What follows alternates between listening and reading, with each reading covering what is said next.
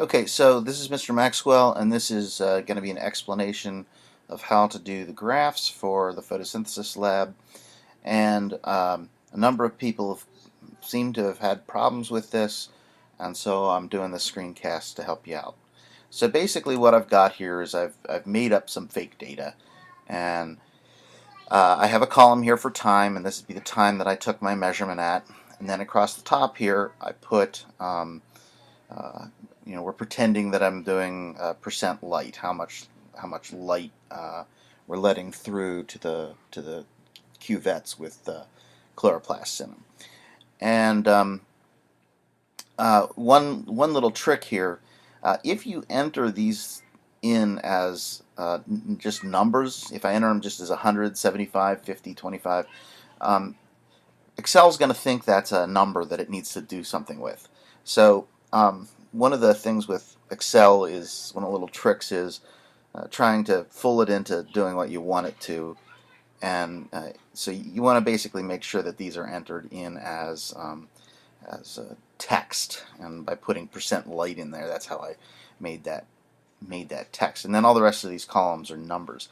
So then it'll see this as a label rather than as a number that it wants to do something with.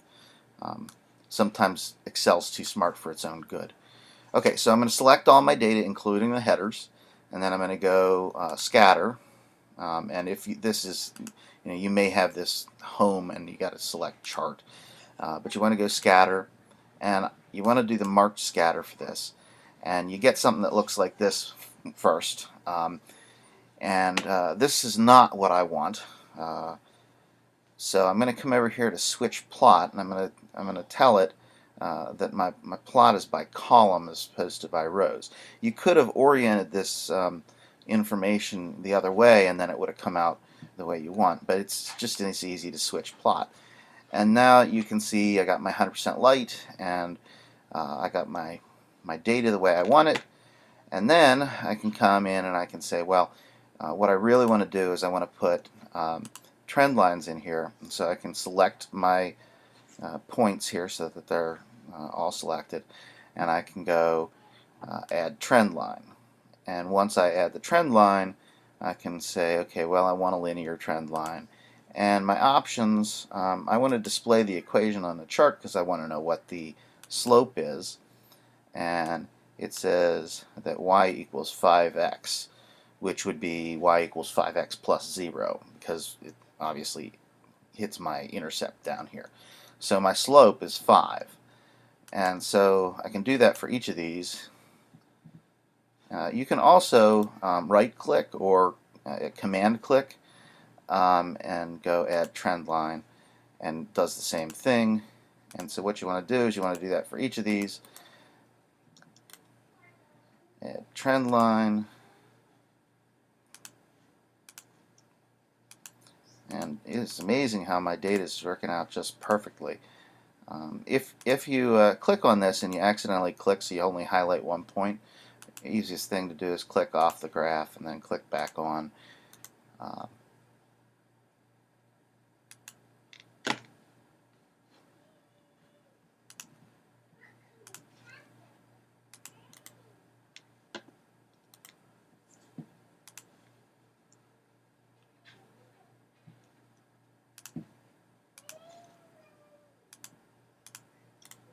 Okay, so we got all our, we got all our slopes. Amazing how this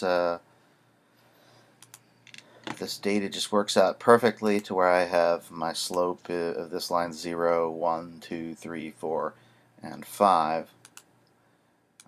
And of course, in a good graph, you're going to want to select these chart layout and then put in the horizontal title axis and put the titles in. I'm not going to bother with that. Oh, and I also hate this thing where it puts in this thing here where it puts in linear. So I encourage you to take that out.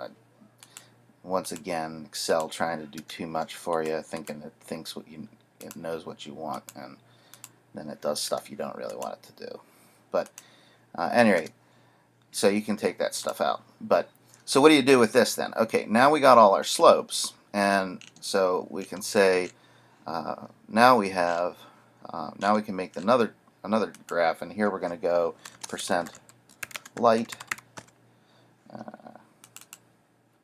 PERC PERCENT. Okay, you know what? Percent light, and we had 100, 75, 50, 25, 12, and 0. And then the slope here was 5, 4, 3, 2, 1, and 0. And this is going to be the rate of reaction.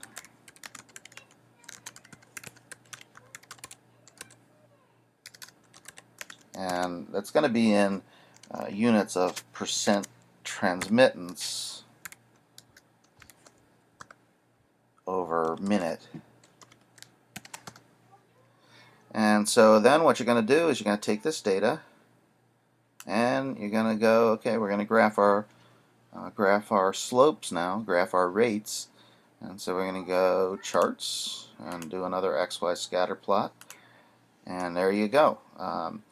You can see that as as your concentration of light goes up, the rate of photosynthesis goes up. And you want to do this same process for the lab we did with enzyme catalysis. Get your rates this way, and then plot your rates this way. Fundamental skill, and hope that answers your questions. If you have any other ones, feel free to email me with them. And in the future, try not to leave this to the very last minute.